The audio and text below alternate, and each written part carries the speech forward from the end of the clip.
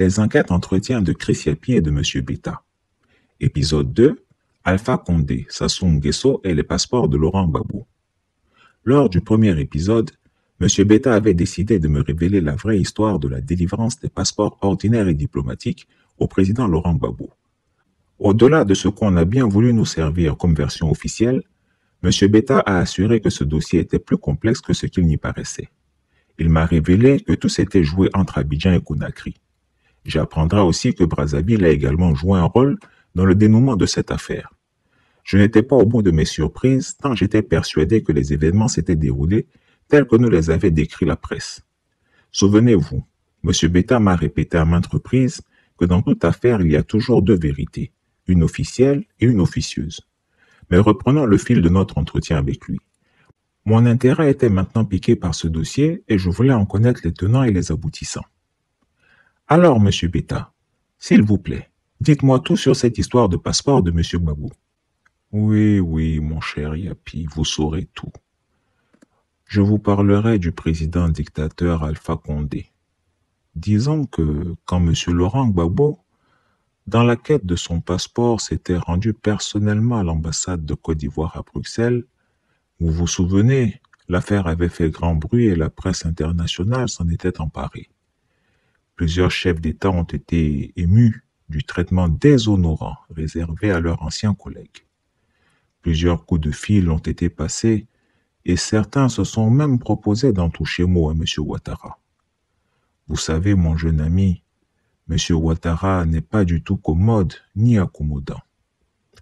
Toutefois, le président guinéen Alpha Condé, après s'être entretenu avec le président du Congo-Brazzaville, Denis Sassou Nguesso, son ami, a décidé d'agir. Il faut dire que tout au long du processus, le président Sassou Nguesso ne cessera de se tenir informé de l'évolution de la situation. Il y a aussi une puissance internationale qui suivait cette affaire en raison de la polarisation de la vie politique qu'elle entraînait. Les États-Unis, par le truchement de leur service de renseignement, la CIA. Vous savez que l'antenne régionale de la CIA pour l'Afrique de l'Ouest est basée chez nous, en Côte d'Ivoire.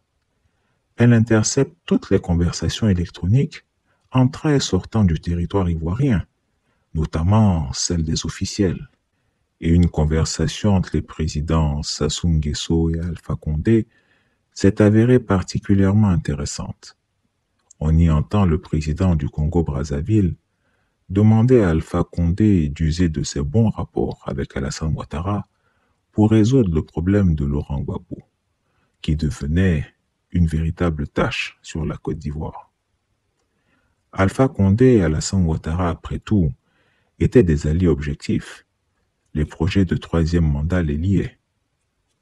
Le président Sassou Nguesso ne voulait pas lui-même intervenir directement pour éviter qu'Alassane Ouattara ne se braque. Entre eux, les rapports se sont crispés pour plusieurs raisons. D'abord, le président ivoirien méprise le militaire Sassou Nguesso qui n'aurait pas fait de grandes études comme lui. Ensuite, il trouve qu'il est un piètre chef d'État sans vision et sans envergure qui a plongé son pays dans une crise sans précédent. Le périodique La Lettre du Continent avait révélé en 2018 les critiques acerbes formulées par Alassane Ouattara contre Denis Sassou Nguesso en face d'une délégation du FMI venue à Abidjan pour le féliciter pour ses excellents résultats économiques. Devant ces experts qui s'inquiétaient de la crise financière dans laquelle s'enfonçait le Congo en raison de la chute brutale des cours du pétrole, crise qui a amené le président Sassou Nguesso à solliciter un accord de prêt avec le FMI, Alassane Ouattara avait déclaré « Le FMI peut annuler toute la dette et aider le Congo à 1000%, ce pays ne décollera jamais. » Il mettait ainsi en cause le leadership de Denis Sassou Nguesso à la tête de ce pays et encourageait le FMI à refuser toute aide au Congo tant que ce dernier serait président. Cela était du plus mauvais effet sur la qualité de leurs relations, d'autant plus que le président Sassou Nguesso fut l'un de ceux qui ont clairement pris position en faveur d'Alassane Ouattara dans son bras de fer avec Laurent Gbagbo en 2011.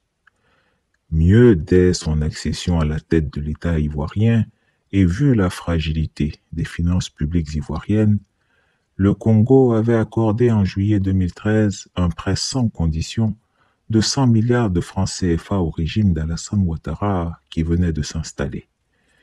Cette ingratitude d'Alassane Ouattara a été mal perçue du côté de Brazzaville.